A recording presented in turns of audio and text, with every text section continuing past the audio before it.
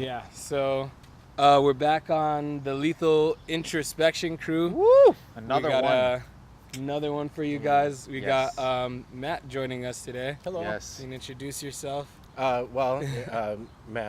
Yeah, that's my name. That's it. Enigmatic. There's probably nothing more to say. Awesome. I also Yeah. enjoy. I like having conversation. These guys cook up good ones. So Yeah. Awesome. Exactly. We're always in the kitchen. Sweet. So what are we talking about today? We're talking about experiences that not many people have had the opportunity to have, but ones that, to at least my mind, are very, very important for one to be able to get like a better spectrum of reality. That's what we're talking like about. that, Have you spectrum guessed of what we're reality. talking about? Yeah, how do we get to this? How'd this topic come up? Oh, that's a good. Yeah, I think it was during our discussion about video games, and there was something about. Check out that episode. Oh, of course. You can. Yeah, and there was something about psychedelics. I don't remember exact, but I told Jose, I was like, dude, we gotta just get together and have a discussion about. I think I might have cut that out just because I felt that it would have been a better segmentation over here. But the thought completely stayed inside my brain, and each one of us has at least some good experience in terms of what it means to ride the ride, and, It definitely in terms of psychedelics. So because of that, it just seemed like a natural thing for us to have a nice, good killer thought about. Mm-hmm. So what exactly is it about psychedelics that has attracted you guys the first time, Kevin, for example? Like what was the genesis of your experience with it? I didn't understand it at first because I just thought it was something you did and you just have fun with or Right. whatever. I didn't expect it to be this reality bending, self-introspection journey that it ended up being. And Right, it's not like other fun time party No, drugs. it's not a No. fun time party drug. no, it's not like just getting a couple beers and hanging out with friends. Like, no, it's a ride, and it challenges you in ways that, I think the first time I had tried some, I kind of tried to do the whole let's just go out, have fun thing. Right. And I was just like, what's going on? I can feel everybody's emotions around me. And that was with shrooms, right? And That was also my first experience. Was in the realm of the psychedelic was also with shrooms. I think acid was the first one that I did before I did mushrooms, but I think that's just because it was easier to find at the time or whatever. And really, go on. yeah, it gets a bad rap. I think that's like I recently, like, my experiences with it are a lot more recent, probably like in the last 2 years. And before that, people would tell me about it. I'm like, oh, you guys are crazy. What the hell? You see stuff? Yeah. That Isn't there enough to see here? Right. I was like, dude, if I start hallucinating a penguin walking in the room, right, I'm gonna lose my shit, and I don't know what I'm gonna be like. What am I gonna do? You know? Yeah. And What do you do with that information? yeah. So It is worry. It's troublesome. how about with you guys, as far as first time? In getting terms, into like it? I said, my first time was early 20s, probably like late teens. Just in terms of accessibility, shrooms were the things that were most accessible to us, and Yeah. we ate them whole. We were just looking for a new experience all of the time. I was in college, always bored because school was just too easy for the most part, just getting it complete and then just trying to get Friday out of the way. Right. And I had almost the exact same experience you did, in the sense that I tried to take it as a fun party situation. Like, you try to do any one of those things because you've heard of the bad trips. You've heard about the bad experiences and how you're supposed to keep yourself from those inclinations, keep yourself from wanting to have. I didn't like, even know about that. no? Okay, No. well, thank goodness. See, It is, and that was even having that extra small biases actually kind of messes with you. Knowing the fact True. that things can go sideways at any Yeah. given moment, it kind of makes you have to be such a... Not- It's odd. Yeah, not only is that what implants the idea, I think, but it's also the same thing that causes that bad trip. Oh, yeah. That's because It's I've a positive feedback loop. Right. Yeah. That's exactly, except a negative feedback. Right, loop. Yeah, and that's because I've experienced something like that. And A bad one? Yeah. It was only bad insofar as like how bad I made it. Because it's all You're always in here. control. Yeah, it's all, Right. yeah. Right, and as long as you're not, as long as you don't have some real sort of mental imbalance. It doesn't give you an actual psychotic breakdown. Right, you're not gonna like, I don't know, go murder people or jump off a roof or but it definitely felt shitty, and that's again, it all comes from within. It wasn't anything that was like on the outside that affected me. It was all me that created that, but it is a possibility. You having had the latest of experiences, like you said that it wasn't only until a couple of years ago. It's like, do you kind of understand then, like the public's kind of awareness from that kind of situation? Because you were saying like, oh, you guys are crazy. It's like you guys are seeing things. It's like that's the only thing, like say a mom or like like a suburban dad can see, and like that insinuation of the use of that kind of drug. So it's like, How do you manage to be able to dispel those kind of misconceptions when even you, a young person, that's hip with it, is thinking that same way? It was definitely a test the water type thing for me, because at the time, when I inquired about it, I'd heard of LSD, but I didn't want to take LSD because I thought that was like super extreme, right? And so shrooms, I was like, well, how bad could it be? It grows out of the ground. Yeah. Like, it felt like safe, kind of like how you could hear about marijuana and be like, well, it's just a plant. What the hell? Right. The hysteria actually makes you want to try it more. So true. So my friends were just like, okay, it would just, you just see like colors more vividly and blah, blah. At the dosage you're taking it, I didn't want to try too much, So after I tried a bit of it and I had, I could handle this. I tried a little more. And I had like a breakthrough experience where it was more of the thoughts I was having. I felt like I was thinking about things in a totally different way. Almost the universe was laid bare, all of its secrets. I was like, whoa, that's how it is. That's how it is. And I thought, wow, this is crazy. And I had just a profound experience from there. I had to like learn all about it, right? Then was that in a more introspective circle? Like, did you try to like do it again in like you by yourself, or was it still with people? Like, that breakthrough experience was when I thought it was still like something you do and you go out and have fun with. Right? That's even more profound. And then when I went out, I had these thoughts before we were going out, and then we went out, and I'm just like, not like I'm feeling everything, like the lights are messing with me and all the all the people. I feel like I can feel their emotions even when I'm right by them, all this stuff. So there's like the barrier between me and other people seemed like it was breaking down. Right. So then after that, I had to research it, and then now I found the whole background of like, how did this stuff get in the mainstream in the first place? How did it get illegal? Who are the, I've read all about the Timothy Learys and Aldous Huxleys and all the people who've ever written about the psychedelic experience. And I was like, whoa, this is something actually that's way more profound than I thought. It's scholarly at this point. Like, people have been taking it for decades now and actually writing things down about it. Right. Yeah. And just seeing the potential for you being able to change your self, like it gives you that view.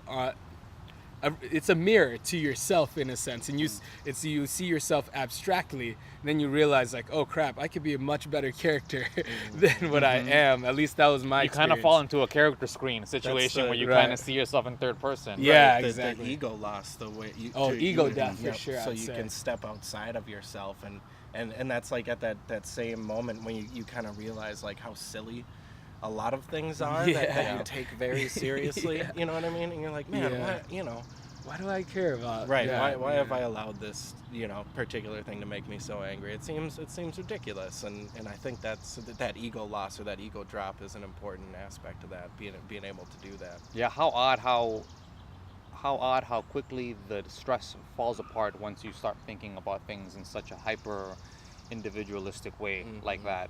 It is, and it's something that doesn't come naturally, unfortunately. Like, we are very, very wired to think about ourselves and I mean, as far as extensions go, like familial extensions or a couple friends, and that's about as far as the whole inclusion of your reality goes. Yeah, it was kind of actually, as much as it was positive, the negative part of psychedelics, I'd say, it feels like once you have the experience, even if it was a good trip, at least for me, it felt like you've heard of the movie Wizard of Oz. Right. It feels like you figure out who Oz, like the wizard is in Wizard of Oz, and then you're like, oh, that's it? You know what I'm saying? It's like, oh, I've been doing all this stuff this whole time, and it's all in my head. Like the universe is like reflected in your head, and what, based on your perceptions, is what you see outside. So it's almost like... So seeing behind the curtain kind of disillusions seeing you. behind the curtain, and then you're like, oh, well, you know, it becomes like, I think Aldous Huxley or someone described the universe as an onion, where you peel back layers and layers and layers, but there's no real center of it. It's all just layers, you know? So it was a bit like, for a while I was like, okay, then what's the point? You know, like... So like it kind of dampens down reality for you? Yeah. In a way? Like it... If reality becomes a mirror, like what Psychedelics tells you, right? Because to control your trips in psychedelics, you can't entertain any negative thoughts, right? You shouldn't, yeah. You shouldn't. Yeah. Otherwise, they'll manifest, and then Yeah. I realized that, well, it's like that in real life, too, if you allow anything negative to get into, at least believe it to the point that it, like, physically affects you and you're feeling stressed out about something that hasn't even happened yet. You can think about people who have phobias, right? You have like an elevator phobia, and you're stressed out about even thinking about an elevator. That's absurd, you know? So in that case, it was... But that's actually really interesting, because each one of those phobias is just a manifestation of an even deeper subconscious issue that potentially something such as psychedelics could reveal to you. Right. What is it about an elevator? What is it about being constrained that makes you feel so afraid? I think that's important too, the revealing aspect, and that's, you know, that's where the etymology of the word comes from, is mind revealing or soul revealing. And it's like, oh, true. it's like he was saying, it's like a teacher, you know. That's why they call them teacher plants, is it helps to reveal things about yourself that you didn't even know that you knew or were aware of. So they're called teacher plants. Right. Yeah. That's what a lot of psychedelic or people that do science or are very explorative with you know, ayahuasca and peyote, and the more research, like the kinds that you have to go to different countries to try.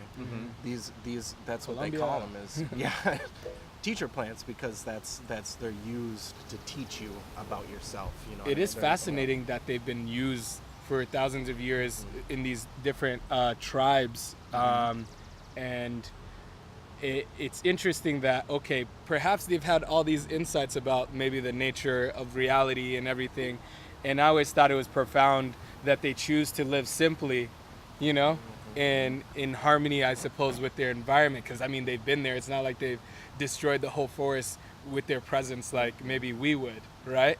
So is this something that like they did it to help them to realize, okay, let's just live simply, harmoniously, as long as we can continue our existence in harmony with everything else. You think there big might deal. be something to do with the dampening that he was talking about, wherein after you figure out that you look behind the curtain and you realize, oh, like, it's just all me. It's like, it genuinely is all me. That it kind of kills those anxiety drives that make you want to be imperialistic to a certain degree. Where it's like everybody has to come under my rule because we need to figure this out, you know? Right, that anxiety about having to survive. I think that's what it did for me, especially. It's like seeing outside of yourself and knowing that the universe is this everlasting thing, right? Where it's inconsequential if you pass away. You know, life goes on. And seeing how you fit in the whole aspect, because you are an important part of it, in that whole dance that is life, right? So not just thinking, okay, I have to maximize my benefit right now and that's it, you know? Where I'm just like, all right, like, even if I pass away, like, whatever I am, like, the molecules that make up me will make up something else, you know? And even if it takes 5 quintillion years, that's nothing to infinity. Right. Yeah. So that whole thinking outside of yourself perspective, then it's like, it doesn't matter that much how many people I conquer or whatever, how many accolades I get. It's inconsequential, you know? And that's what I feel is so unfortunate about the ability to interpret those kind of situations any way you want them to, because the way that you can say it doesn't matter, someone can say it in the negative aspect. Like, it doesn't matter how many people I conquer, so why don't I just try to conquer them all? You know? Yeah, it does swing the other way. It easily swings with the same amount of velocity the exact opposite way, where you could potentially be like, well, I have learned that a good amount of apathy toward the ills of the world are probably a good idea to keep myself sane. And for other people, they're like, well, I've seen now that there are ills in the world that I can take advantage of, that I could potentially manipulate to make myself whatever. Do that. It's interesting though, because with the psychedelics, it's like, okay, you know, to have a good trip, you have to have these good feelings about, you know, like this kind of love in a sense of yourself, who you are, and everybody else, and your position in it.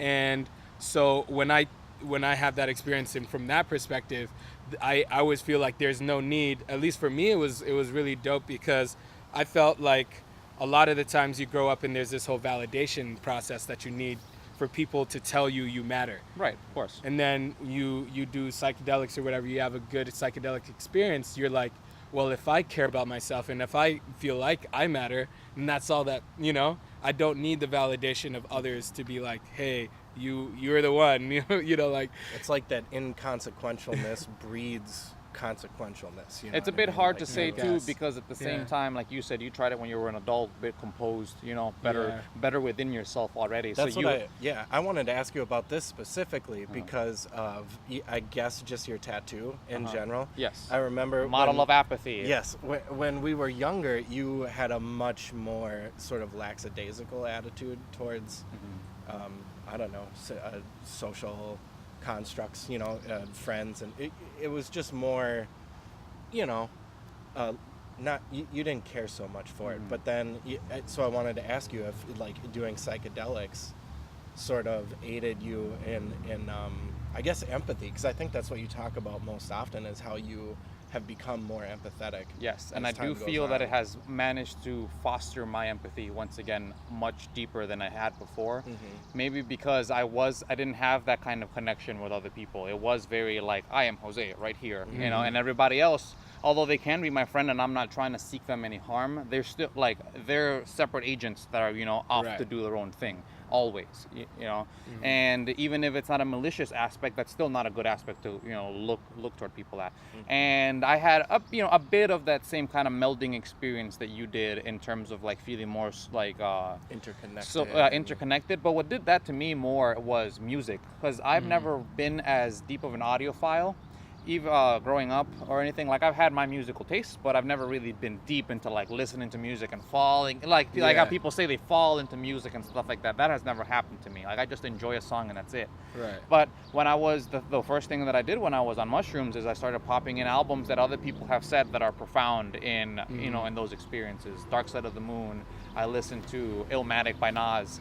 Just really what I would consider introspective albums of the Right. situation, and something just opened inside my head, being like, that's a person that made all that. Right. You know, every single one of those things, and they felt so intensely about what they were doing that something cracked inside my head. And I have been also to add to your point, being able to see behind the curtain made me also realize that I have far more control as to how much effort I want to put into those things. I Right. don't have to just be Jose, the guy that doesn't care all of the time. Like, I can genuinely pick and choose what things I can care about. Right. So because of that, I don't have to stick to such a rigid role. You know, it actually does. It diffuses away that the rigidity of the original character, you know, character archetypes that you decided for yourself. Yeah.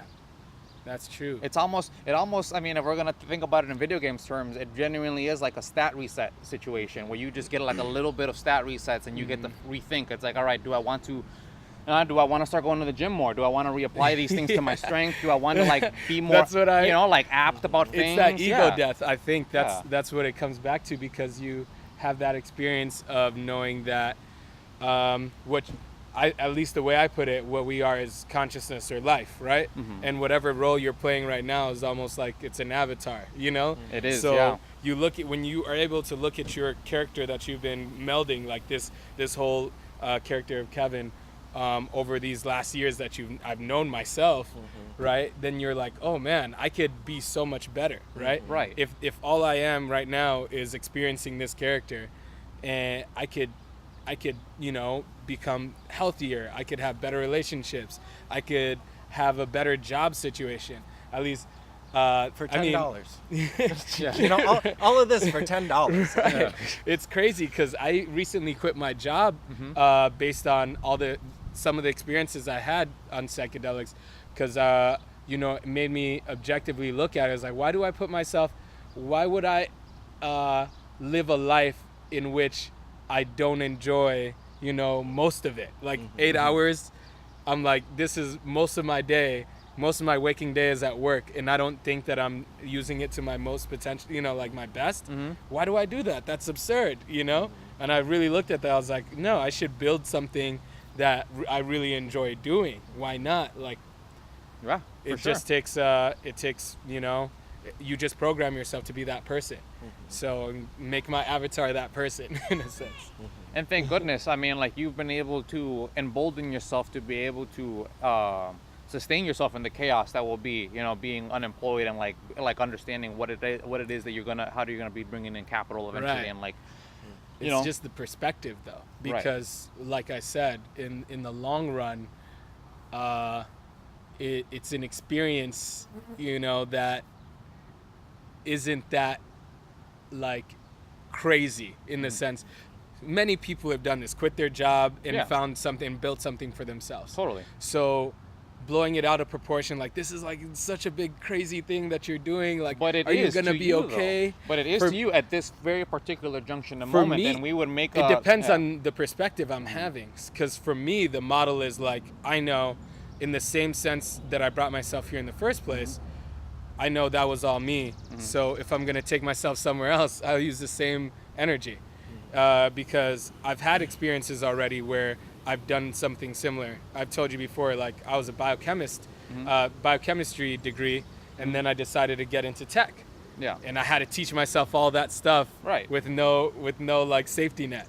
So yeah, you've been here before. I've been here before. Just knowing that the first time and realizing the same energy I use, the same kind of mental focus I used the first time is the same focus I'll use this time to get into my next form, in a sense.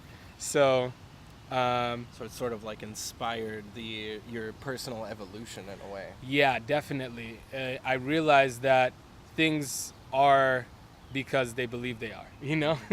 So if I believe that I'm that person who's, you know, is able to sustain their own company and all that, I'm going to assume I am. And I'm going to take all the attributes of what that person would be, right? You know, being self-motivated, working on projects that are creative, seeking out, you know, people to work with who are, that's all it takes, right? You find somebody like in Elon Musk or whatever, he's doing all of those things. If I do all of those things, what does it, you know, what will be the difference between our characters? Then eventually the environment feeds back. And now's the same way I got into this situation where I decided to be a tech person. Was I should know about the tech. I should make apps. And then people were like, hey, can you make my app? Here's some money for making, you know, like, and then it just happened. So I realized I had been doing the profound thing that psychedelics gave me. It made me realize I'd been using that ability the whole time. Now that I know about it, it's much more powerful because you can be a lot more straight, you know, for like direct with how you do it, you know. So because you understand it now as a sub-programming within yourself. Right, It isn't just like you realize you're programming I have to pull this out yourself. of thin air. Like I have to like grab the conviction to do that out of thin air. It's like no, it's like inside. Yeah, you can do it with less anxiety. Like the first time it was all like, oh crap, I have bills, blah blah. I'm just like pushing those thoughts to the back of my head that maybe I'll fail, right? This time it's like, well, I've been here before. I have skills already, so it's not like I can possibly hit rock bottom because I'll always have valuable skills. Right. So now it's just And you more live in a of place that doesn't have debtor's prison either, so you won't end up in prison, for owing too much money. right. There's always So- that to think about too. That's a silver lining. Right Yeah, there. seriously. It's There's- like, if anything, I mean, like as you said, the environment fosters your desire for entrepreneurial growth because, they won't put you in debtor's prison if you get a little in debt. As the philosopher Rumi says, why do you stay in prison when the door is wide open? Like there's no, it is wide open. If you choose to go, no one's gonna harm you, That is very so profound. I always thought that was interesting, especially here we live in the United States. There's a lot of opportunity, but I see a lot of people handcuffing themselves where because of these mental, like these beliefs that they put on themselves about their potential, they feel like I'm not smart enough. I can't do X, Y, and Z thing or get this better job or have this better experience because I'm just not that person. I can't possibly think like that. I can't possibly change my habits to accommodate a better lifestyle, right? It's pretty much the It's kind of like the allegory of the cave. sorry.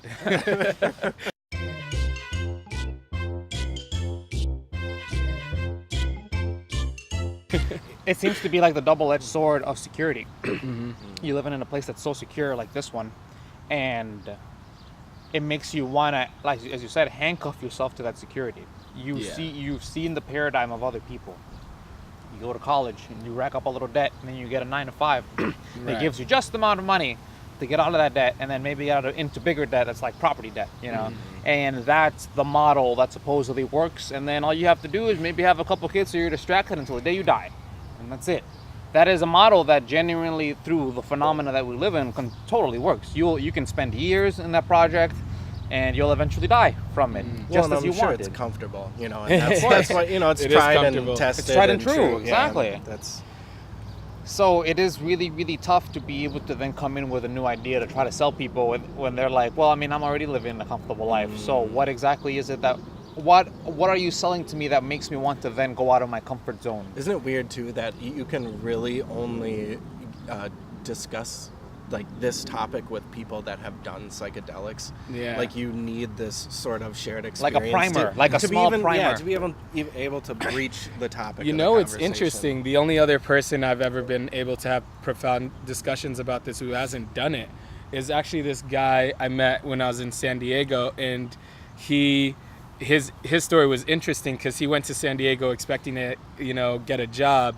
Like there was a company that was going to hire him, and he ended up getting he ended up finding out that there is no job and they couldn't hire him. So now he was stuck in San Diego with nowhere else to go, and so he was like homeless on a beach. Like he said he used to sleep for like a month. He slept on the beach, and he'd wake up in the morning, go hike up a mountain, meditate, and all this stuff. And he was telling me, He became a yogi. yeah, he did, because he was, because we were telling him like about these experiences. Like, oh yeah, I've never done that stuff, but I know what you're talking about. I was like, how do you know what I'm talking about? I was because I've done like intense meditation and all this. And he was like, yeah. What he said to me was, you. Thanks, Jose. Sorry. What he We said gotta to scrap me, it, the whole thing. what he said to me that was profound, which made me realize that he really knows what he's talking about. He was like, you have to be really careful with your thoughts, because whatever you hold in your mind and you believe, that stuff happens to you. It becomes your reality. And I was like, yeah, that's definitely what you learn when you're in psychedelics. If you hold on some thought, it will just like manifest in your environment somehow. Right. And so that was a really interesting thing, and it made sense to me because Dr. Timothy Leary always talks about how if you wanted to have an experience, or like LSD was basically the pill form of thousands of years of meditation techniques. You know what I'm saying? Like that experience that people were Seeking. seeking, like you can just get in some chemical form and have this profound experience, right? So It makes sense because a lot of those chemicals are created through like DMT, for example. They're Those already they're already naturally naturally inside of you, but your brain only regulates them to happen at certain intervals. So if I could imagine that if you go through intense meditation, you could teach yourself how to release those chemicals inside of yourself to then allow yourself to, without having to take an external hit, you are genuinely going through a trip anyways, because you're just using your own personal repository at that point. I've heard of people attaining that same, like the same state through yoga. Yoga and meditation, at least. That's you should check out. Timothy Leary came up with this 8-circuit model of the brain where he talks about. Check it out. What?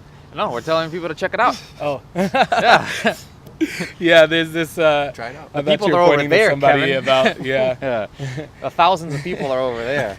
Yeah, he has this 8-circuit model of the brain you can find on Wikipedia, and it talks about all the different stages of development of the human brain and the things that activate them as far as chemicals, where like 1 through 4 will range through the chemicals of like alcohol, opiates, and like amphetamines and MDMA, and so those are like terrestrial circuits, as he calls it, like animal type circuits. Right. How you relate to people, relate to others in your environment, like how good your speech skills are and your hand-eye coordination, all that stuff. And usually these first 4 circuits are imprinted as you grow up, and then you never change them. So it's almost like that programming you get as, like when we talked about hosts in Westworld. You get that program. This is the character that you are, and you can't ever go past your programming. Right. And then the next 4 circuits are activated by psychedelics. So the lowest one is marijuana, and then 5 through 8 is going to be your shrooms, going to be your LSD, DMT, and I don't think there's any others. Those are the big 3. And those ones give you that experience of looking at yourself abstractly, seeing that those programs that you installed early on in life, you can change them.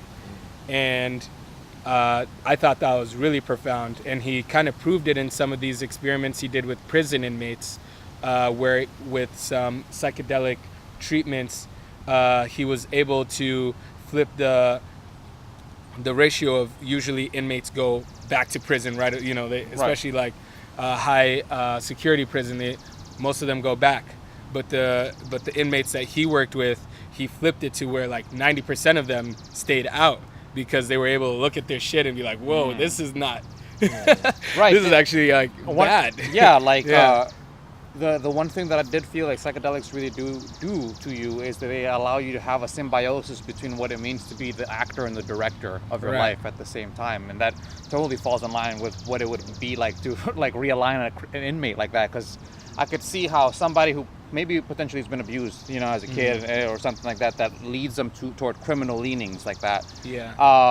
Would see everything from such a very rigid first person, like you're doing this to me, I'm gonna do this to you, etc., as opposed to a more macroscopic perspective of the earth, in the sense that if I go do violent things to other people, maybe it will never come back to me, but it'll like just open the floodgates for this kind of situation just continuously keep going. Like it allows you the third eye of the future almost, and being able to say introspectively, once again bringing it back to like a normal person, if I only keep playing video games every single day, don't do any other activity, like I will get really good at video games, but if I don't do anything else aside from that, that'll be the only thing that I garner Is out that of the it. only experience you really want through life? I always told my friends it was kind of like from the avatar perspective of you seeing yourself as almost like a game avatar in this game of life. The psychedelics gives you extra moves. Like you have a new extra menu with more options than just like fight or run away. You know what I'm saying? Like cheat codes. There's all these other options and ways you can respond to like things that happen to you. Say if they're stressful situations or otherwise. There's other more healthy ways to respond to this, right? And realizing that you have those is really powerful. Right. You stop being so reactionary. I think that's a big thing. You become far more just whatever the opposite of reactive is. I think that was the start of my anticipatory. As a young There you go. adult, just being more amicable. Just that was what really kicked it off. Because beforehand, I was, just kind of a shitty teenager. And I think, and that's the whole reason I tried psychedelics in the first place, was because we were trying all the different drugs. Like, oh, let's try cocaine, but then you do acid or mushrooms, and that's a whole different story. But, it's a different ballpark. Yeah. But that was kind of like the turning point. That was almost the first time that I remember ever looking inward at all. Right. Even being sober and trying to do that. I don't think I had ever even bothered. Now it's really interesting because after that experience, I noticed it's kind of like when we talked about on Westworld, where you realize at least being aware of your programming, it definitely gives you more options, but you can't escape the fact that you are programmed, right? Mm-hmm. At least, like now I realize when I go into my house, there's a certain routine I have, and I'll do it so automatically and subconsciously, like where I put my keys, right? I come in, throw my keys in the same place. That if you start thinking about it, you'll mess it up. That's one thing I noticed. It's like, oh, my automatic functions. It's like that, or like then I'll start looking for my keys later, like, oh, where are my keys? And I think about it, wait, I always run the same program. They're gonna be where I find it, Because of course, I always do this thing, right? And all these different, you realize the different programs that you've installed, good or otherwise, at least, even though that they still run and you're still that person, at least now being aware of them, you can change them per se. Like I'll see some habit I have and then start working on a counter habit, like doing something at first intentionally, like whenever this happens, I'm gonna do this just to enforce this program until it's automatic, And I thought that was really, really interesting, having that kind of pilot perspective of knowing that your brain, like your body, is just this automatic robot thing that you use, and that you're aware. Sometimes you give it commands, but most of the time it's doing its own thing. Yeah. I thought that was really cool, the Everything game. Now when I go back and play that, and I'm like, yeah, it makes a lot of sense. In the Everything game, I forgot who that game is by, but check out the Everything game. We'll check it out, yeah. Google it. And we'll probably have a link for it. In the Everything game, you're playing these animals and you can like move them around and shit. You can play anything. everything. Yeah, you play as everything. Yeah. A mountain. The nice thing about the game is, at least to my knowledge, is that it really divorces that subject-object duality. Everything is a subject when you are it, right? And everything else is an object that goes on about its object life. Yeah. But until you take over it, and now it's important to you because you are the schoolhouse, you are the camel, whatever. It breaks down all of that too, even further, because you can be groups all at once. Yeah. And you can have those experiences on psychedelics. I remember I was looking out like in San Diego at the beach, and I just felt I was the whole thing. Felt like I was the whole thing I was looking at. Like I had that kind of perspective of awareness. Setting does do a lot in terms of what it means, like at least in my mind, what kind of experiences you'll be able to really attain from the situation. Because like you said, seeing the grand profundity of the whole ocean, and then being in that moment, and just losing the awareness of who you are as a human, and just being, no, I'm all of this, right? Yeah. That the Everything game actually gives you those kind of perspectives in the game, where you can be toolkit, all these different kinds of animals. And the cool thing is, Alan Watts, before I did psychedelics, I had no idea what the hell Alan Watts was talking about. Then I did psychedelics, I was like, this guy makes a lot of sense. Oh my Lord, yeah. Right.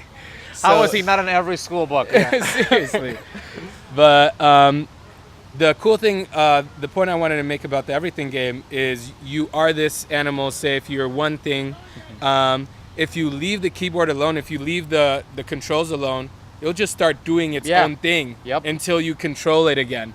And I realize that's a lot of what we do. Like you go to sleep and your body's surviving, still doing everything that it needs to do without you automatically doing anything. Or even if you can imagine any blackout experiences you've ever had with drinking, you just realize, like, how did I do all that? I have no idea. You were not consciously aware. You would think that the moment that you would go away, your body would just want to shut down Right. and just fall That's what I over think. right away. But no, it's like, no, we still got things to do, right? We It's did like things, had that conversations. your persona Oh my God. is Right. now. It's like it's all just mask. Right. All mask, no filling, pretty much. It's crazy. It just runs automatically. Your brain's like, well, and you're not even consciously aware. So Yeah. that's And it starts manifesting, Wild. it like things too, because you start getting emotional, like unnecessarily. You start getting angry. random. It can Yeah. happen. But that's weird because Malfunction. it's totally derivative of your personality. Right. Well, I Yeah. mean, where else can you pick it up from? That's you know, right. it's That's true. You're not just gonna change into a different, get more and more angry No. because you're black. It'll always reflect who you are. Be more of you. So yeah, but and that's the issue with alcohol, and to my mind, is that it does it in such a murky way. There's no mirror there. You know, one of the things that I have always been able to say that I love about psychedelics is that it does feel like you're drunk. Like you have all the joyfulness of being drunk, But you're but clear. the clarity It's is there. At the same point. Yeah, it's like I would imagine that if alcohol kept away all of the grogginess and stuff away, you probably would be able to start hallucinating on that too, to a certain degree, or Maybe, like yeah, true. or having some. I don't know. I guess it's really tough to say because Maybe that'd be what alcohol's a ketamine's depressant, like right? more. I don't know if you guys Yes, ever yeah, done exactly, ketamine. Yeah. But I have never. But as far as I've heard about ketamine, It doesn't sound very fun. I've never tried it. But yeah, it seems like a more tranquilized. Yeah. Yeah, it does. Yeah, they talk about it like a K-hole is the term that I've always heard, where it's like, it's kind of like that movie Get Out, where he falls backwards into like the whole, that's what they describe it as. It's like you just kind of like watch the cookie from, a from Black distance. Mirror. Yeah. Have you ever heard of John C. Lilly? Have you ever heard of sensory deprivation Oh, tanks? yeah. He's Those the guy tanks. who's the guy who pioneered that technology. Oh shit. And he did a lot of work with psychedelics. They call him one of the premier psychonauts who mapped the internal Like the realm? universe. Yeah, like the realm of he the calls psychedelic. different states of consciousness. He has like -4, and then it was like up It's to like like he's gone into plus oblivion. 42. Yeah, he's had, and he used to do that. He used to like set up sensory deprivation tank, take ketamine and LSD together. Oh, wow. And so like it So would he people really paid him for can't that? move. yeah, so he can't He's move. Like he loses all awareness of his body, Yeah. and his mind just Goes off. goes off Unlocks that into door and then right. yeah. Oh my lord. You should check out his book, Programming the Meta, like Programming and Meta Programming the Human Biocomputer. And how often did he do that? Oh, for most of the 70s, I think. Man. Yeah, he had to actually kind of he did person this on would a you be? government budget. Like they were paying him to do this research. Oh, so this for a was while. prior to the This to is the blacklist. right, Of the, right. Of everything basically. You should check out his talks on YouTube. Very profound guy. You can tell that he's been out There and back. Yeah, he's been far out, man. That's all I can say. There's like a interview with him with a coonskin hat, and he's just like too relaxed to be a normal terrestrial human. How Like, unfortunate just- it is that you start losing credibility in terms of like your lucidness, you know, that like other right. people can't take you seriously. It was like, no man, like this is what you will look like if Yeah. you genuinely stop taking all of these things unnecessarily seriously. Yeah. And some it's- people don't like that. They're like, I don't want to look like that. I don't. Yeah. You're holding on to the reality Right. that you've and I mean- constructed. and it's like the construction is interpersonal, so there are people out there that really really love the construct. There are, so it isn't something that like every single person's in there like just holding a hammer just waiting for us all to like just break it all down. It's like there are genuine people that have, you know, skin in the game when it comes to maintaining what you see The as our construct. societal construct. I realized I loved the construct one time with a profound experience where I thought I was losing the construct, like I was not going to be able to get the construct back. Yeah. As far I'm as gonna like, end up in the street, just not in the street, but like everything I saw around me was just going to not be there and is going to be completely different. Oh. And I had to maintain it myself. Like everything I see, there's this quote that talks about once you realize who's the magician who makes the grass green, then you'll know the secrets of the universe, something like that, you know? Because, you know, all this stuff, like the light hits the grass, comes to your brain. Mm-hmm. The grass isn't green. We know No, that now, yeah. right? It's just your brain decides it's that color. And if you have a different perspective, color blindness, this grass is totally different color. Yeah. So you're the magician who does all of it. So... Oh no, and you're the magician and the audience at the same time. You're the magician trying to like amaze itself. Like, look at what we did. Right. Yeah. So yeah, there was one time I literally thought I was gonna lose that whole construct and my mind was gonna go somewhere else completely. And this I is didn't during want a that to trip? happen. When Yeah, you- during a trip. Oh wow. And an edible. Don't mix those two. It's the, Disclaimer. It's the Yeah. Then I implications. had to literally try to be myself. When I lost, there was a few moments. I think I told Jose this before. A few moments where I lost the, like a complete ego death, where I didn't even recognize myself. Where I, for a while, I just didn't know who I was, and then I had to come back and, you know, get into like, oh no, I'm this person, Kevin. Yeah. Well, let me do Kevin shit so I can Yeah. remain Kevin. Yeah. And it felt like I had to maintain the whole universe, right? That's interesting. And Or the lights would just turn off. Right, It's like, well, there's no exactly. player here. So it's like, Exactly. gotta turn off the server. and that's when I realized, wow, it like once I was able to get down from that a bit, then I was like, man, life is amazing. I love being here. I love being me. This is awesome. I don't know why I ever complain about anything. Like whatever I am, if I am, I am good. Like How whatever's interesting that going you're actually admitting to what is supposed to be the opposite of what like the Buddhist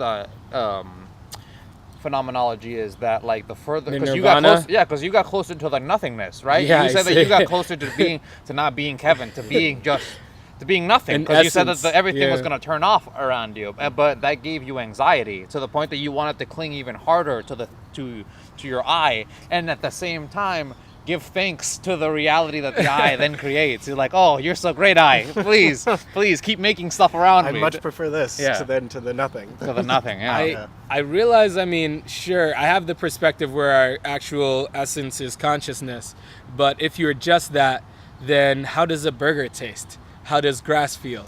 You can't know any of those. You can't have those experiences without, you know, like a body to have these experiences with. Well, I mean, So there's it gives the you, like, brain a in the new- jar theory, you know, that you just plop at the, probe at the right areas inside your brain while you're inside of a jar, and you can, just like in the Matrix, the guy's eating the steak, and he's like, well, I mean, I know that these are just Right. ones and zeros, but in my mind, it tastes like a delicious steak. Right, but that's what this is, right? This Right.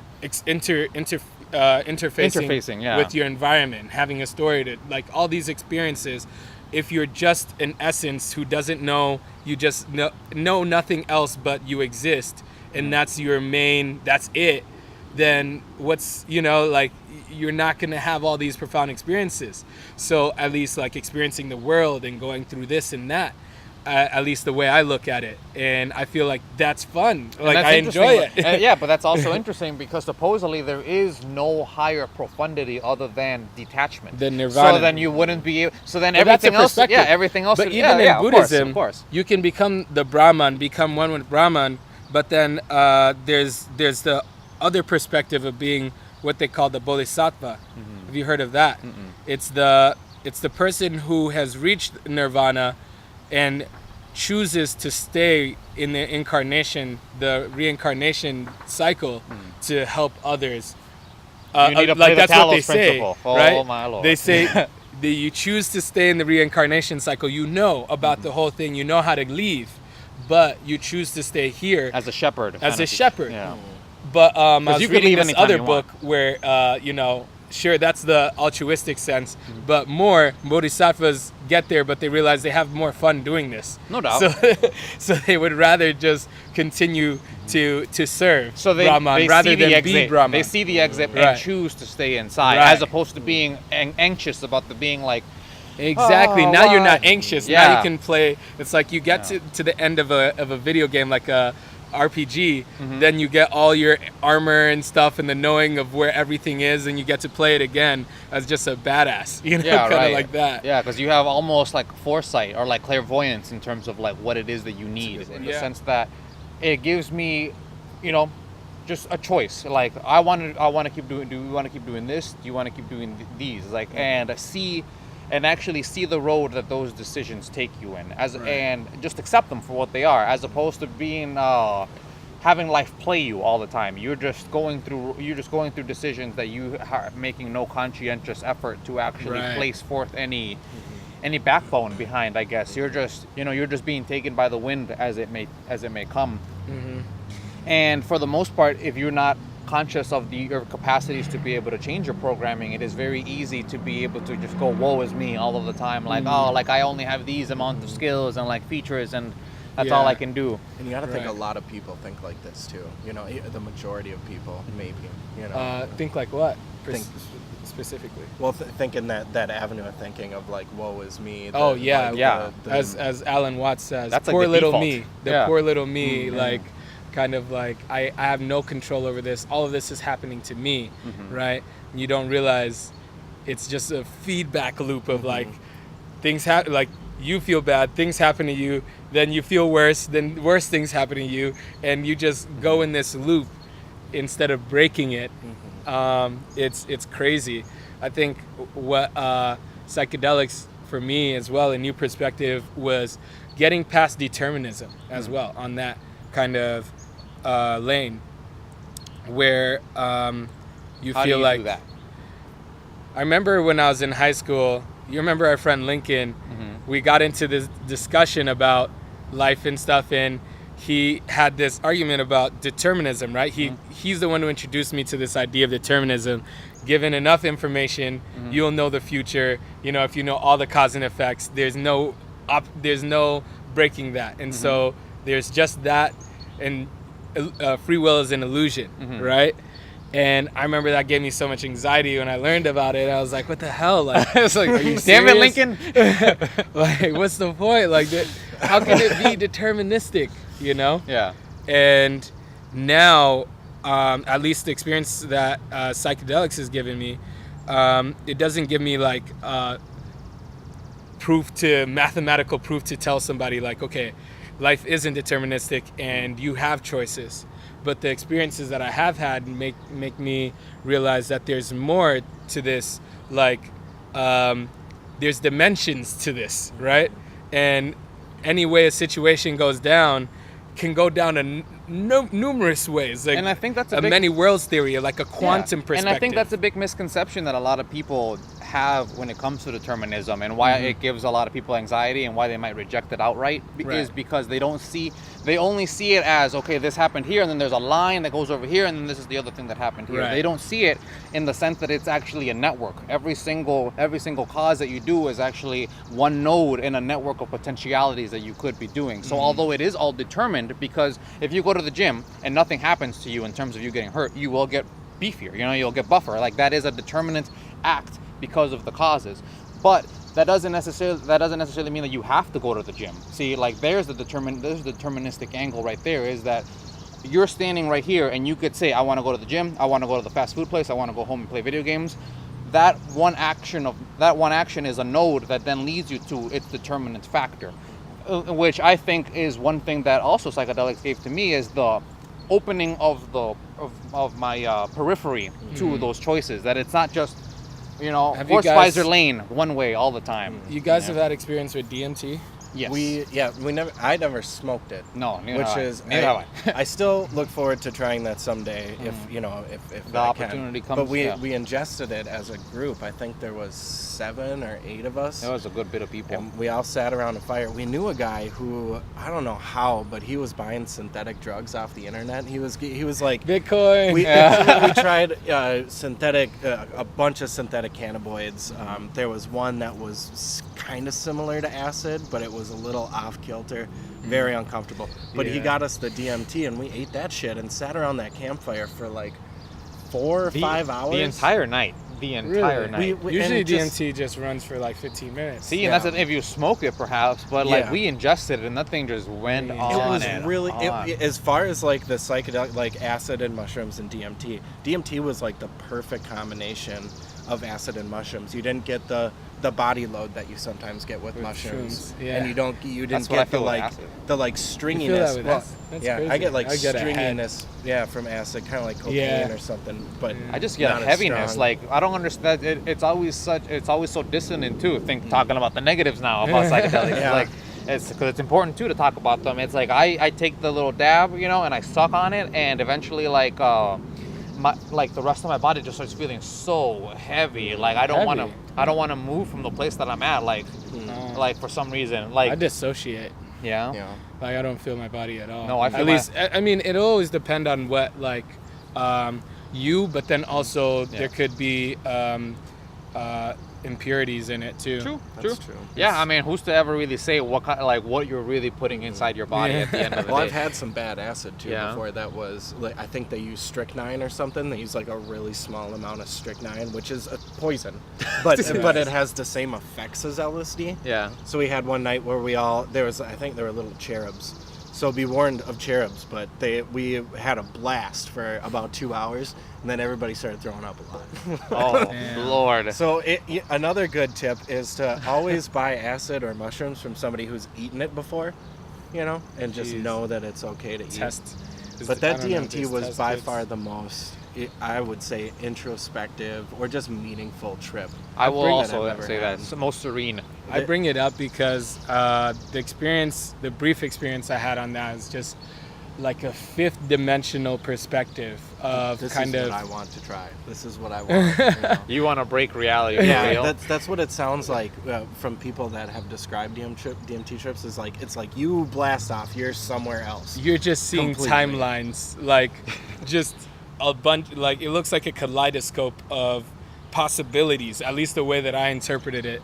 Like I'm seeing all these universes at one time, right?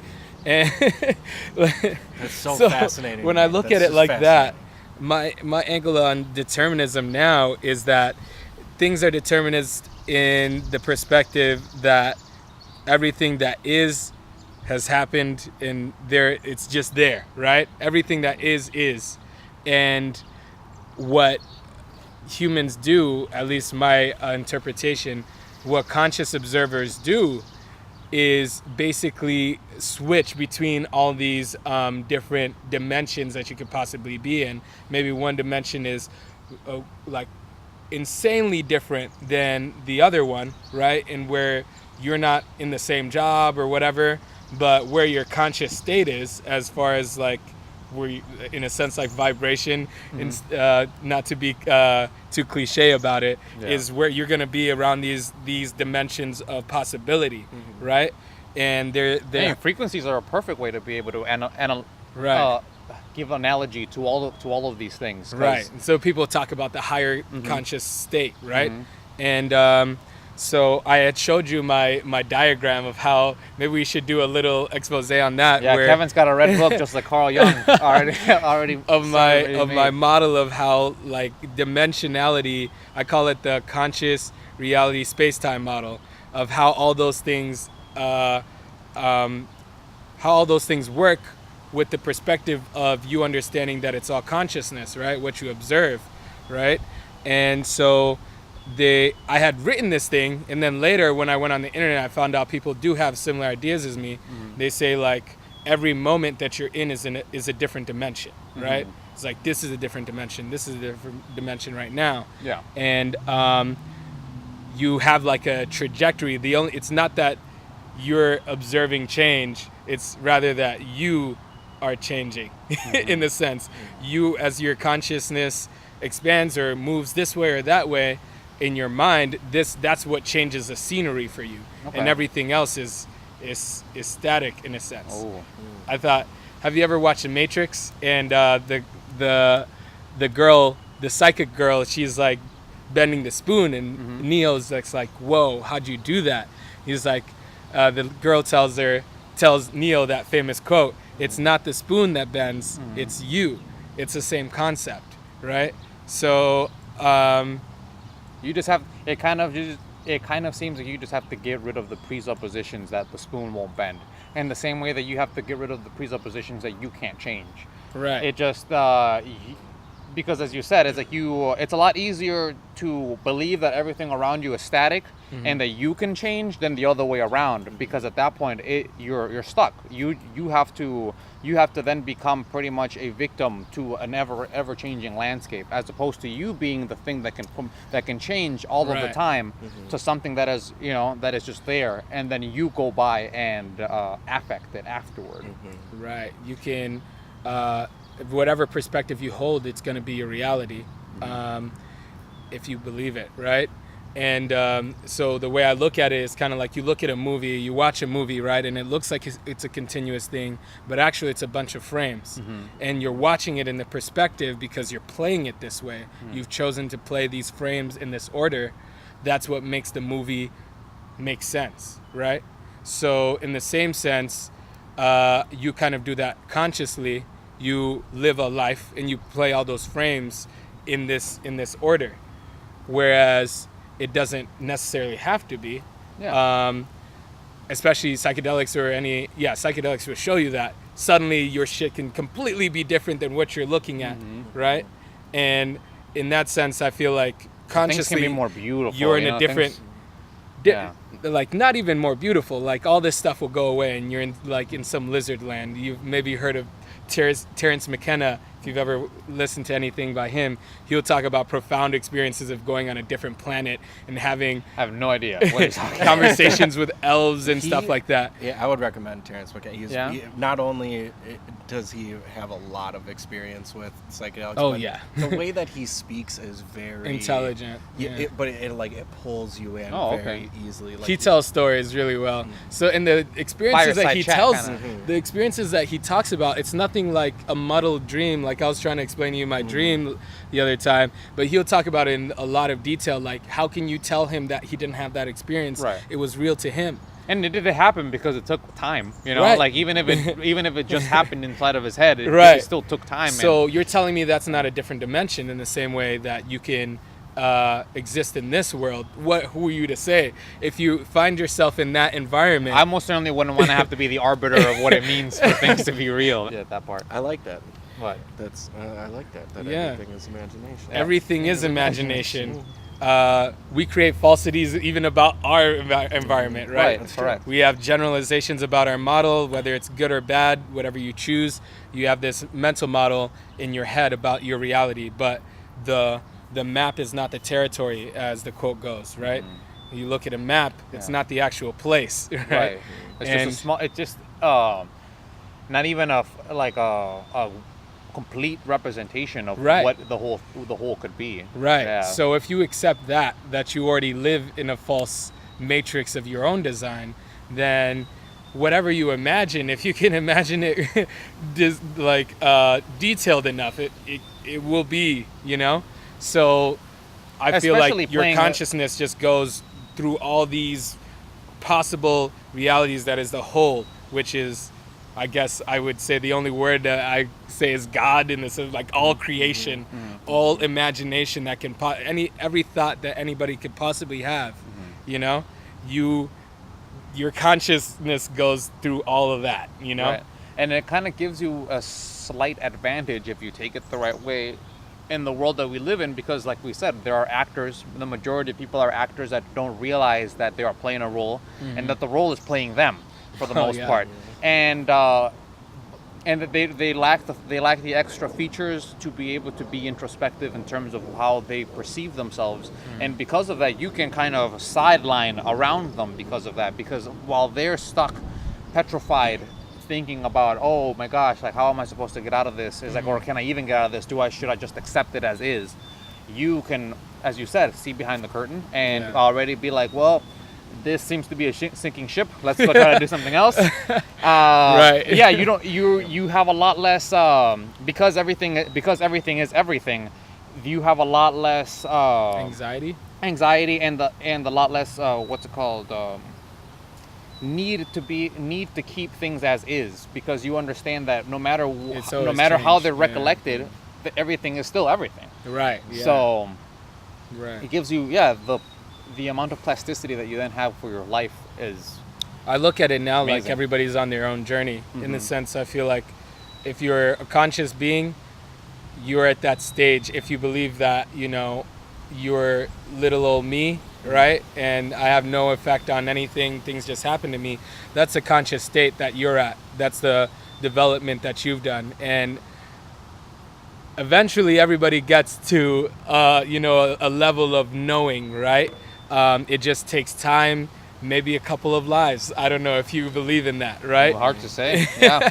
It takes a couple of cycles of this game to realize, and If I'm gonna be, you know, if I'm gonna go outside of my own personal persona and be a little more abstract than I normally am, it would be really interesting to think that perhaps you as a person grow old, die, and then reincarnate as another person, and then you perhaps when you were that age had like a profound experience that sticks with your spirit or whatever. And then the next time you're like, I just need to be able to speed this thing up. So it's like, well, how can we find some sort of like a shortcut to that area? It's like, do I really want to wait till I'm 60 to be able to have all of the life experience to then be able to say, oh man, there really wasn't all that big of a point to be all that anxious about all that stuff. It's like, oh, what was the point of me? You know, what's the point of such a profound statement once you're already that old?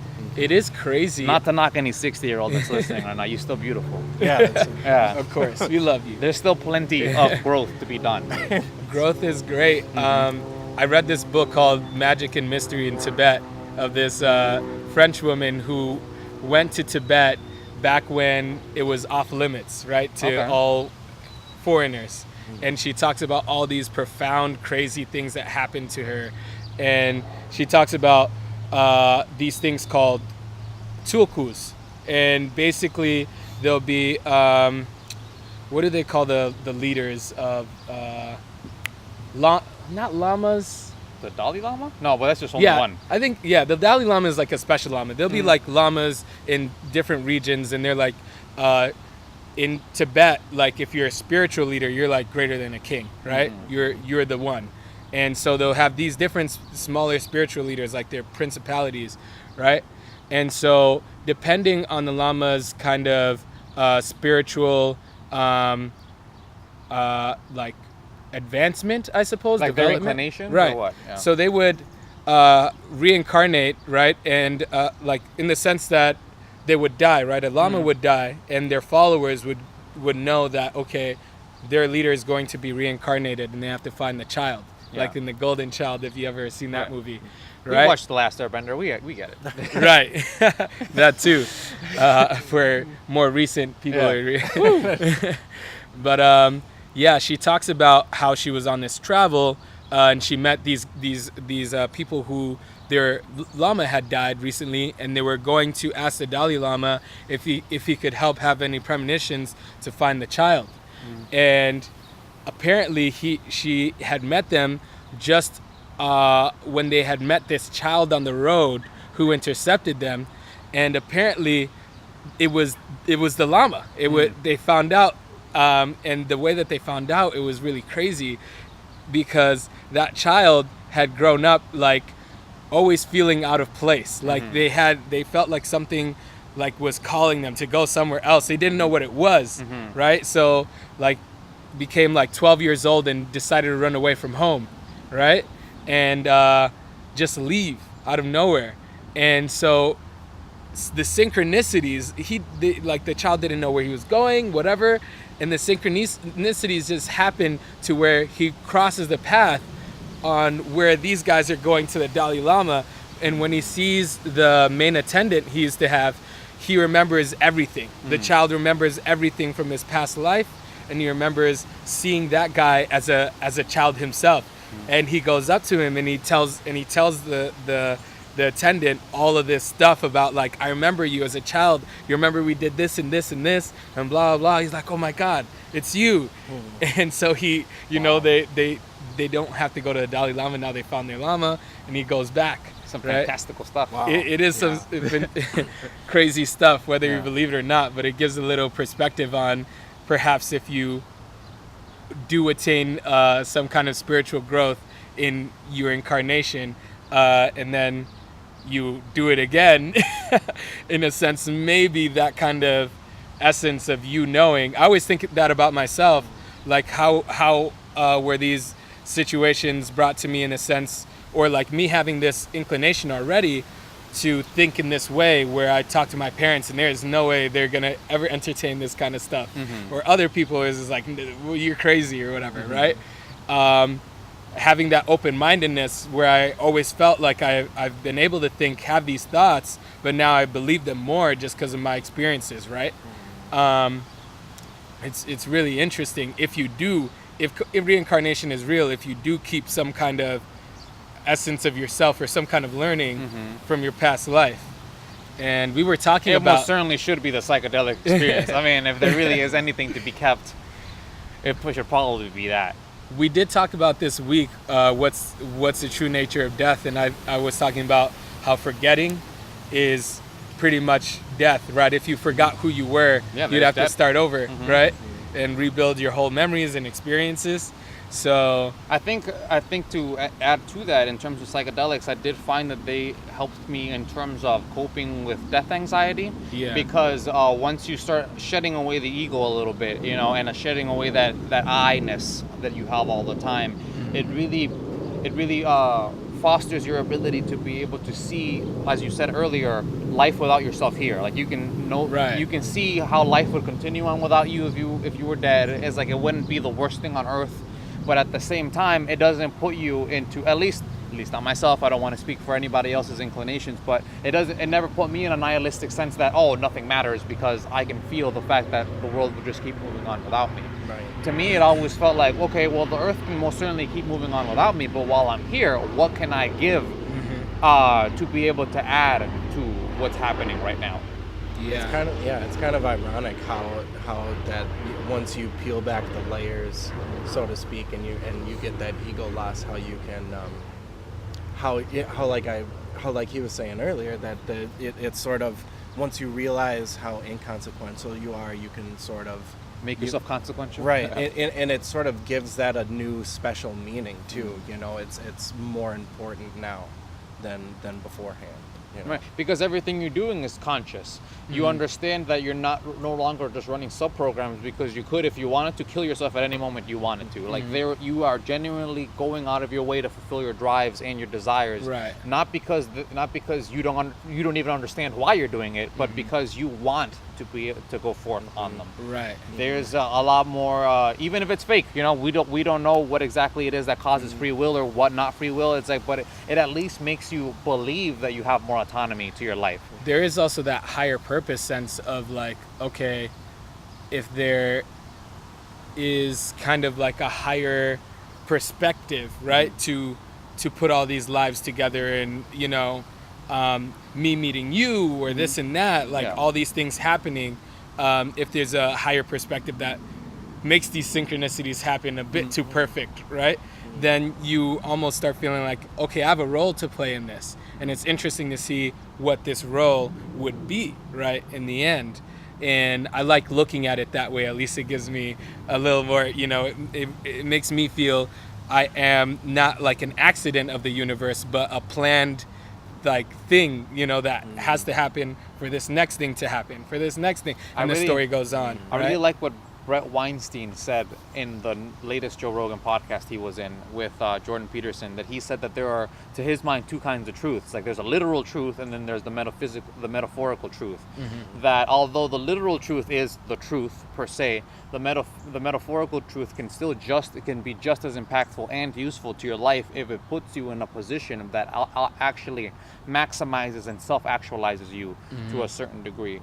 It's one of the defenses toward like religious dogma. It's like even if you don't, like a lot of people say, it's like even if they don't no longer believe exactly in like the religion that they're like adhering to, they still follow all of the rituals and traditions and stuff. Yeah, it brings them comfort. Because it not only brings them comfort, but it also allows them to be able to have a bit of an extra arbiter. It's like I no longer have to continuously be wondering, is what I'm doing right? It's like I already know through the lens of my culture and the people, and the other adherents of my religion, who in reality are the people you care about in terms of like their perspective and their affection. It's like, am I doing things right? And at that point, as opposed to like us, that we always have to be questioning, questioning ourselves as to whether what we're doing is actually a good use of our time. Or people can follow those dogmatic rituals and almost have the exact same kind of feeling that a psychedelic experience gives you. Absolutely. Yeah, so it's no wonder that those kind of things have been so prevalent throughout time, because being on the psychedelics, as long as you're not having a horrible experience, is wonderful. Right. And you being a person who lives in a little village, who all they have is the church that they're going to, and that place makes you feel even a tiny bit remotely close to what a psychedelic would make you feel like. It's like, well, I obviously got to keep going to that, because your brain is saying, yes, do that, keep doing that. Right. There's something important. There's something there. Especially keep digging, if you keep believe digging. it and you feel the connection, right? And the same way that we believe in the psychedelic, we believe that it's not going, like we can now, being more experienced, take a trip and understand that we're like, as long as we keep Not it on the freak level, keep it on the level, we're not going to freak out. We can actually make the experience better for ourselves. Yeah. Now having the extra bits of toolkits that we know, we understand, whenever you fall into a hole of thought, you just look the other way, kind of smile maybe. I really liked what you said the other day about how, like, when you wake up sometimes and you don't feel like you want to do something, you just start smiling, and you're like, you'll just trick your brain and be like, what's happening? Yeah, and then the brain your brain's like, I guess send the serotonin. We're happy. Let's do this. And that's a metaphorical truth, because you're not really happy, but it puts you in a situation where it can eventually become a literal truth. It's understanding that little androidness of your body sometimes. And our also need for narrative. anchoring with your thoughts, right? And like, if I feel out of control, I just try to remember situations in which I made a decision, I did something for myself, whatever, on psychedelics, And as Darren Brown says, I recently watched that, The Miracle. He's like, we are the stories that we tell ourselves about ourselves. And I thought that was such a profound truth, because we can fool ourselves into believing that we're weak little me, and I can't get myself out of this situation, and by the story we've been telling ourselves, right? And that's entirely true. As long as you keep telling yourself that story, you'll keep perpetuating that story, and you will be little old you all of the time. So the religious dogma stuff actually plays into that, because even if you don't believe in yourself, if you believe in something else, it's just the same.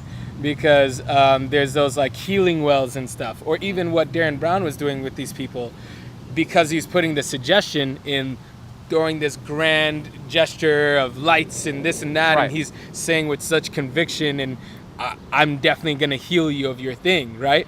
And then you start feeling like, oh my God, I'm gonna get healed right now. What's my ailment? Oh yeah, it's that. Am I feeling it? Oh, I don't think I'm feeling it. Yeah, I'm getting healed. And you just convince yourself, And just because you believed in his suggestion, you believed in his power, you believe in the power of this well, you believe in the power of this religious dogma, it can provide healing, And the pilgrimage itself, as it's been recorded many times, is sometimes the thing that gives you the profound experience, as opposed to the actual getting to the place. Yeah. It's the act of moving toward the road, and like actually knowing that you're going to a destination, because for the most part we live our lives so diffusely that like, I gotta go eat. That's about the strongest like anchoring that a lot of people have in terms of how they structure their day. Yeah. But when you start thinking about it in terms of a pilgrimage, that like, say I woke up in the morning today and I knew that my pilgrimage would eventually lead me to being here. How can I prepare myself for this situation,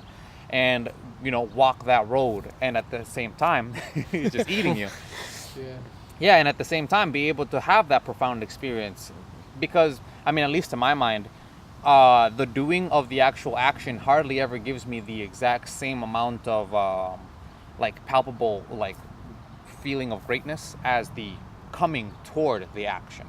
It's like the climax happens so quickly. It's like such a steep little hill. It's just like, oh, you're here. Okay, well, it's done. It's true. like time to go find it, because now you're in the valley journey. Again. You're going toward the valley again. Really, and that's what meditation, Buddhism, even psychedelics makes you appreciate the present. And I realized that's what brings a lot of anxiety for the human experience, because we are so good at projecting ourselves into the future or dwelling in the past about these situations. And the future is always something that is kind of fake, right? You're just like, this thing might happen. And then the past is something that you've generalized and created a model of the way it possibly happened, right? So there's like What's your film about? Profound experiences. yeah. Yeah. Oh, Yeah. awesome. Yeah. Thank you. Have a nice day. But So, yeah, just knowing that the past is also a fiction in a sense. Sure, these things happened, but do you really remember them objectively, or you're remembering them through your emotions? Yeah, at they're the an time? interpretation. They're an interpretation of something that happened, right? You're free to interpret them any way you want after the fact, even, right? If someone gives you a new piece of information, you'd be like, oh wait, I guess it was not like that, you know?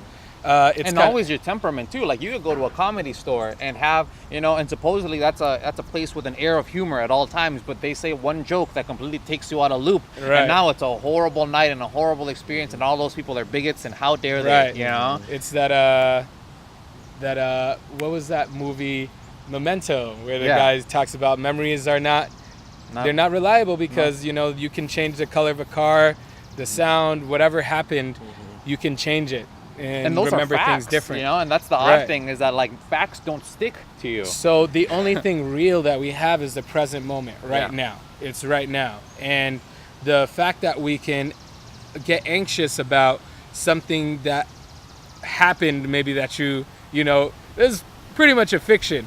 And then something that might happen is also a fiction, and you don't get to appreciate right now, right? And I thought psychedelics was really good for that, because when you're on psychedelics, everything is fucking interesting. Even just you're looking at this table and you're like, wow, The granular each of the stone, table, can you each little imagine bit. each stone has a story on how it got here, the like play, who knows what it was a part of before, and you think about all that stuff and you start appreciating just where you're at, and that's you like really appreciate yeah. the moment. And that's the unfortunate dopiness that people kind of like Attribute to. yeah, stigmatize the situation to. It's like, oh, you start thinking about really, really stupid things, but you don't at that moment realize that all of those stupid, simple things are just as important as you are. But it's a very profound yeah. It's like having sonder for inanimate objects. Mm-hmm. Right. Oh, yeah, that's true. Sonder? That's totally Yeah, true. that's what you were just Sonder, saying about. yeah. Or envisioning like the whole like, where did this fucking pebble come from? What is Right. it? Yeah, the definition of sonder is that feeling that you get when you're driving and you see all of the lights and the windows open, and you think there's humans inside of every single one of those places, Right. and there's a life happening literally everywhere that I will Exactly. never actually touch. They will be, I will be actors in their play that Right. potentially are just NPCs that are just walking down the street one day, and that's about as much contribution as I Right. have. But yet you still feel closeness to them because Right. they're you too. So now you're I just also the light in the window. I try to, as much as I can, enjoy, like remind myself to like look around, smell the roses. Like when people say that, I know, such it's a cliche, right? It's a But- cliche, but like it makes a lot It's a of sense. truism, yeah. Like sometimes I'll be jogging right on there's a path that leads all the way to my gym. It's about 4 miles, and sometimes it'll be super hot, or like maybe like I hit leg day or something, and I'm tired for some reason, and I realize I'm focusing on my pain and what's wrong right now, and then I'm like, wait a second, like I'm waiting for this thing to be over, right? Like looking forward to a future that is not real, like right now. It's like, let me enjoy my present, right? And I look around, see flowers in bloom, look up, it's beautiful around me, and I just once I start admiring everything, like this whole moment, and knowing like, wow, I'm a healthy individual able to do this right now, like appreciating everything. I forget that I'm tired at all, or I forget that I even had aches, and I think that's such a profound thing, and the fact that you could get this perspective from psychedelics, I just wish more people would have a chance to. Why is it not you on the know? water?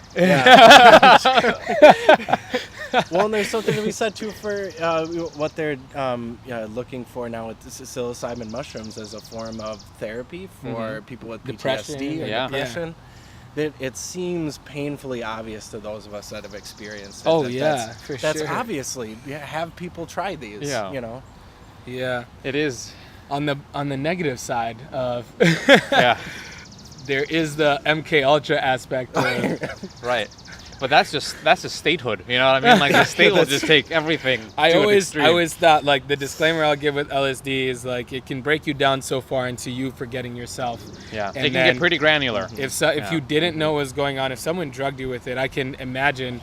I remember I did have probably- experience yeah, where I was just terrifying. like, yeah, this is why it's illegal, because yeah, you could definitely rewrite someone's whole programs if they didn't know if they were on it. You could give them a whole new identity. Just sit them at your house without even having to touch them and just talk to them and be like, all right, so why, man? Why are you doing the things you're doing? And they're like, and they don't understand that they're on a trip.